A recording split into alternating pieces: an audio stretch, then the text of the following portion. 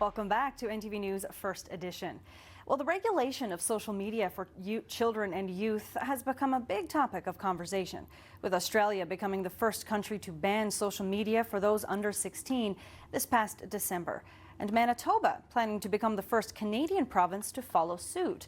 So joining me live to talk about all this and more is Dr. Janine Hubbard. So first of all, Dr. Janine, as a clinical child psychologist, what are your initial thoughts on the concept of a social media ban for young people? Well, I really have mixed thoughts. And I mean, we've talked about this before, even with the cell phone bans. Anytime you put in something absolute like that, listen, kids are smart. They find ways to get around things. So unless you also have the legal and legislative restrictions on the companies themselves, there are always going to be ways to get around things.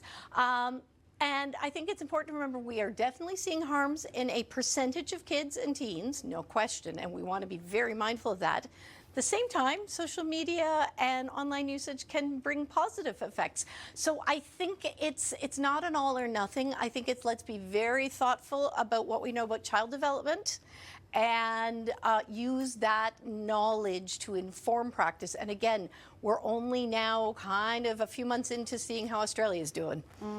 Exactly. It's still hard to know what the real outcomes will be for that. But children aside, because they are children, what responsibility do you think falls on the parents or furthermore the companies that run social media? For sure. And again, what we do know pretty definitively is the earlier and more regular usage of social media. So indeed, those who are starting before the age of 13 or consuming more than 3 hours a day, that is the highest risk group. And some of that does fall on parenting or family situations or how much supervision and what limits are being set on your child's exposure.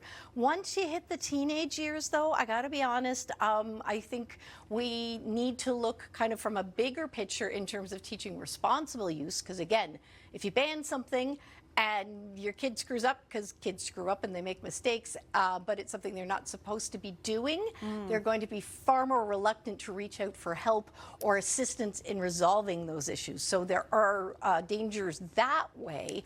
But I do think that's where, again, the responsibilities do come on legislation and figuring out what the companies are doing, whether it's some of the scrolling patterns, whether it's targeted words or content. But it is that balancing act. But I like to use the example, listen, it's like teaching your kids how to drive. We don't just hand them a car and the car keys at 16 or 18 and say, go for it. We need to be introducing media literacy in all of its formats and critical thinking right from early stages.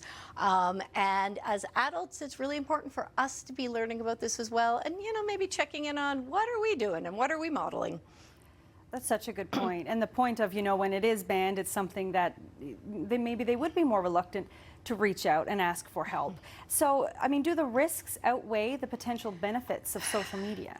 I think, and this is one of the areas that we don't have enough solid research yet. We know that there is a percentage of teens who are very vulnerable to the negative impact of social media, and that there is an association with depression and anxiety, eating disorders, self-harm, all of those types of things. Now, it's also, we have talked before, correlation does not equal causation. Are those kids who come from environments where they're going to have less supervision around their media usage?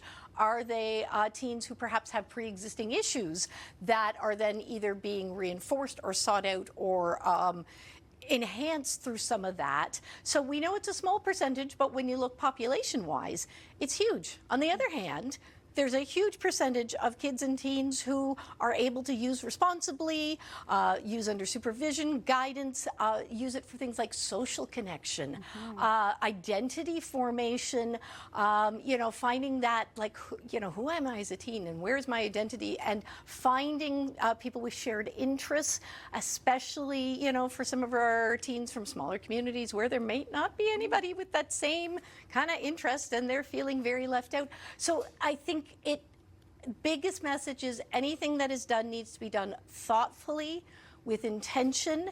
And if I can send any message out, everybody watching, you know what? Take an estimate of how much time you're spending on social media and different platforms right now.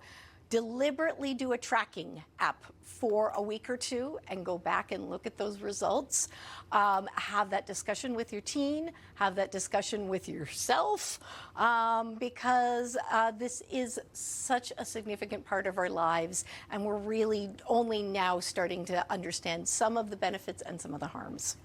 Thank you so very much. A lot to think about, Dr. Janine, and I know there was a website across our screen, kidsteensandscreens.com, and that's out of Manitoba, so all of our viewers can also check that out. Thank you once again, and we'll see you again next week. Thanks so much.